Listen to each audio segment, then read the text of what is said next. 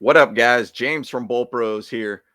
Let's talk about some players to watch at the Senior Bowl tomorrow, which we will be going live talking about players throughout the game. So let's just go ahead and talk about 5 players that I have been keeping an eye on during all the practices this week. So let's go ahead and get into it, guys. Bolt Bros, let's go. Bolt Bros! Once again, guys, appreciate all the love and support. Please like this video, subscribe to this channel if you have not. We always appreciate to hear some comments about the subject that we are talking about, which is the Senior Bowl. Once again, appreciate everybody who did tune in yesterday to the East-West Shrine Bowl. We did kind of a live during the game and basically half of the game, and just saw some great targets that came out of there. Once again, we're in draft season right now, guys, so it's great to be able to talk about players that potentially could fit well for the Chargers. And in general, players that are actually turning out pretty well for the practices and for the NFL draft coming up. So let's go ahead and jump into about 5 players that we have talked about. And once again, it's going to be pretty tight end heavy because I think that's going to be a big focus for the Chargers. And I think a lot of Chargers fans do want to see some tight ends added to this team. So we'll start here with my guy, CJ Dupree from Alabama. Now, something with his stats aren't really anything eye-popping by any means. It's not like he's killing it as a pass catcher or anything like that, but I'm going to just kind of say reason why I'm putting him on there. He's 6'5", 262. He's a big guy, big body, and if you really look at a lot of the Chargers tight ends, there are a lot of 260 and above type guys. Fisk being one of them, being Will Dissly being another guy too. We got a lot of guys that are big, and they're big body guys. And why do I say that? Well, run heavy type offense, likes to have extra tight end bodies like that. Essentially, you're having like a 6th O lineman, 7th O lineman in these jumbo base packages as tight ends. Obviously, you just want a lot more weight on the line, bottom line. And, CJ Dupree fits that mold for what Jim Harbaugh and Greg Roman want to have in their offense. So, once again, stats aren't anything eye-popping by any means, but it fits extremely well for what the Chargers like in a big body, 260 plus type tight end. Now, he started at Maryland and then transferred to Alabama. His experience is tight end, H-back, and special teams, so he can contribute at all 3 levels, which is something that you want to have for a tight end, a guy that can play, obviously his position, but contribute through tight end and also be that H-back. He has the ability to kind of be a moving type tight end throughout the offense. And if you think about what we did a lot with, our fullback position, there's a lot of things that we've kind of moved around quite a bit in that area. So maybe that CJ Dupree could kind of fill in that gap also too. Does a great job in contact balance, hurdling defenders even too, just throwing them around and jumping over them and everything too. Does a good job of breaking arm tackles, pretty reliable hands. Does need to work on his route and does well in blocking, but still needs somewhat improvement on that side of things. I think this is a player that you could see a development type of player, a guy that could develop into a very, very strong tight end for you. It just, once again, coaching matters at that point. It's about getting somebody who could coach him up a little bit. But if he does have the ability to break tackles, find ways in open space and make things happen, that's what you want. Guy who could find the soft spot all around in the defense. So, once again, CJ Dupree from Alabama. Keep an eye on him for the Senior Bowl. Moving on, we got another tight end that I'm just going to chat about here briefly too, is Jackson Haas from Georgia Tech. Interesting thing about him, he's primarily inline tight end, so just more a strong blocking base tight end.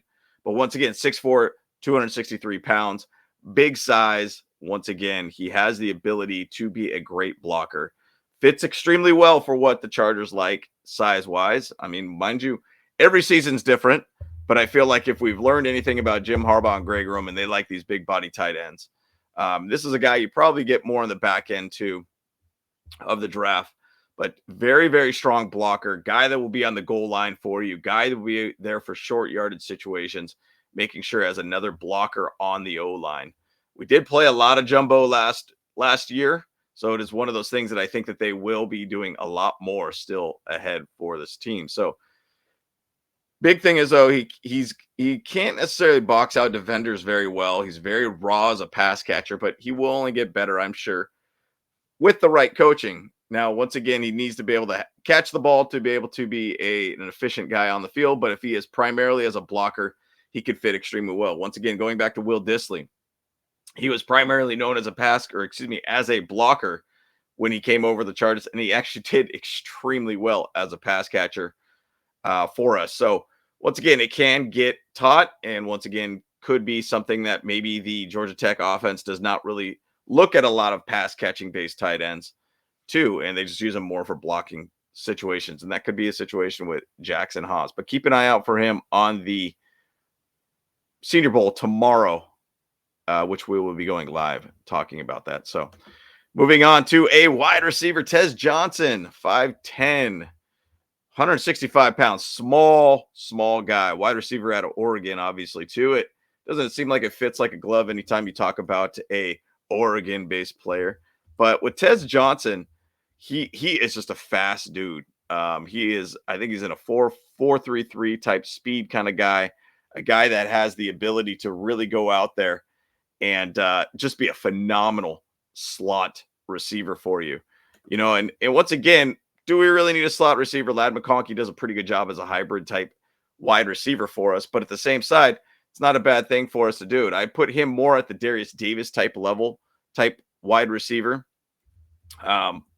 But he is an absolute dude. He's been torching, in the practices, players constantly and doing a fantastic job all around. So once again, he's just a very undersized guy right now, 165, 5'10", but then you go back to say, Ladd McConkey, 6 foot 185, give or take, is where his metrics are at. I think he still can fit well. You just got to add a little bit more size to his body. But his routes are absolutely nasty. Some of the highlights of this guy. He is great at separation, which is what you want to see. A guy that can get open, just like what Ladd McConkey does. He was one of the top separators in the NFL this year as a rookie, which is only going to get better for Ladd McConkey. But you want guys that could find ways to get open. And Tez Johnson is really one of those guys. Burst at the line is very elite for this guy. Could be a very, very solid and difficult guy to cover in the slot. Like I said, this guy could be an absolute torture for whoever gets him out there. I think the issue is just try to find a little bit more size on his body. I mean, 165 is less than what I weigh. And, he's got to find a way to basically beef up that body just a little bit more so he could take hits in the NFL.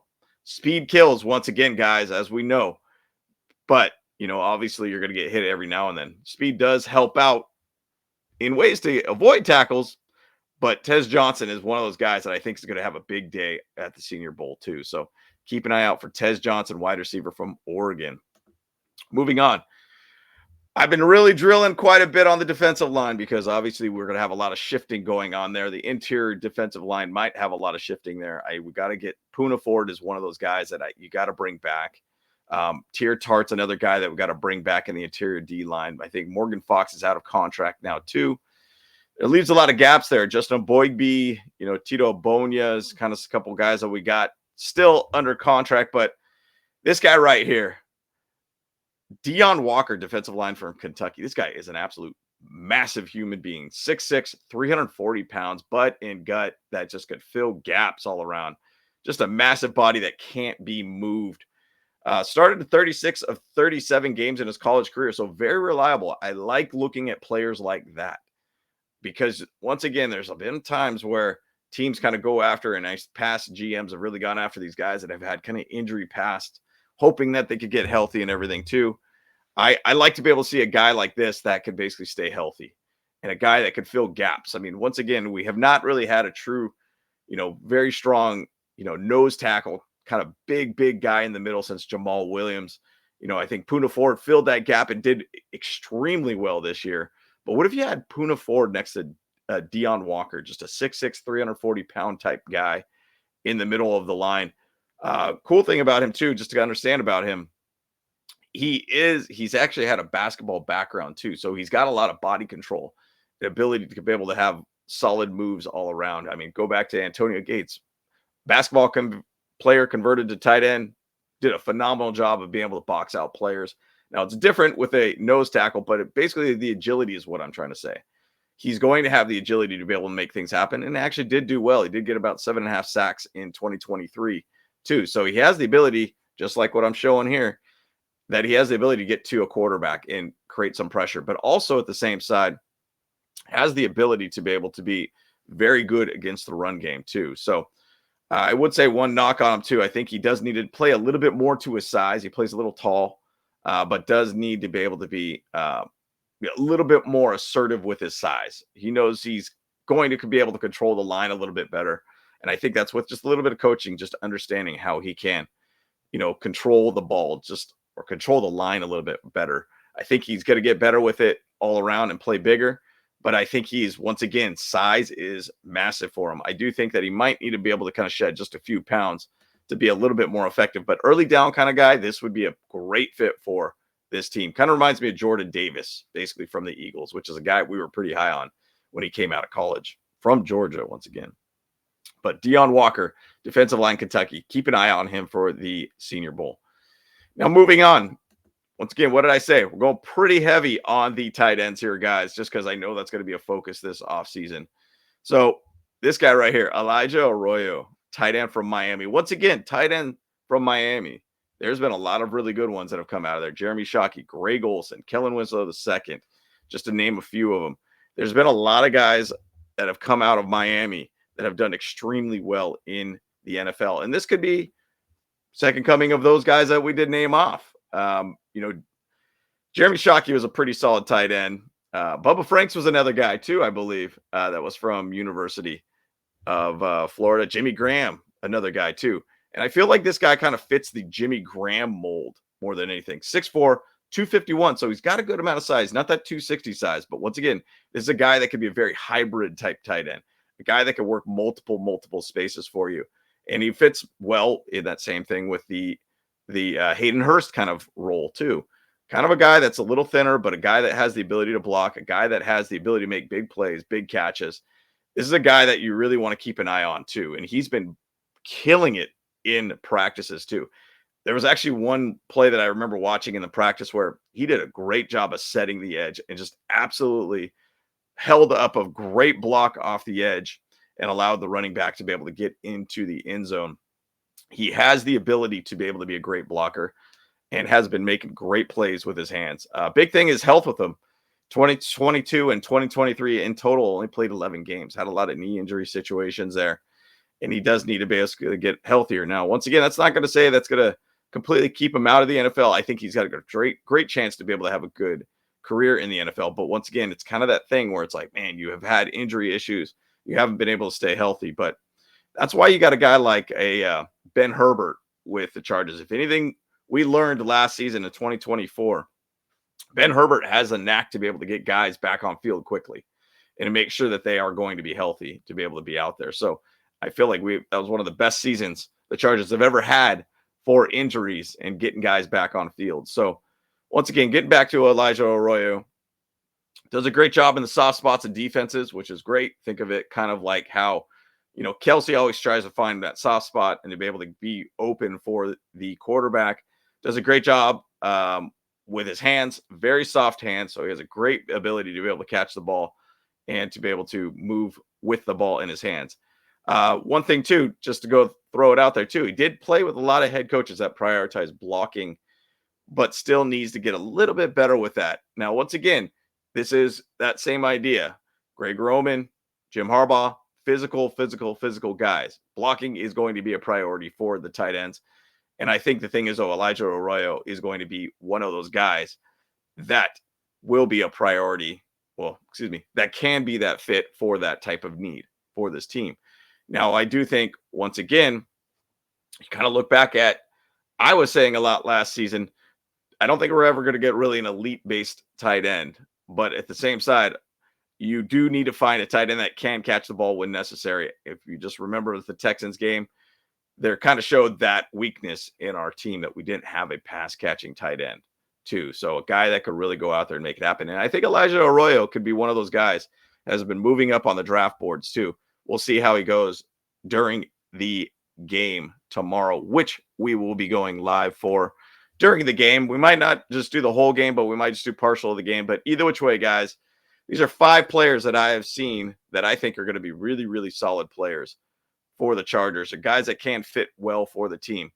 Once again, wide receivers a need, defensive lines a need, tight end is definitely going to be a need for this offseason. So I want to hear from you. Once again, like this video, subscribe to this channel if you've not, and I want to hear from you about some players we should keep an eye on for the Senior Bowl tomorrow, which we will be going live with tomorrow. So appreciate all the love and support, guys. Once again, you got James from Bowl Bros.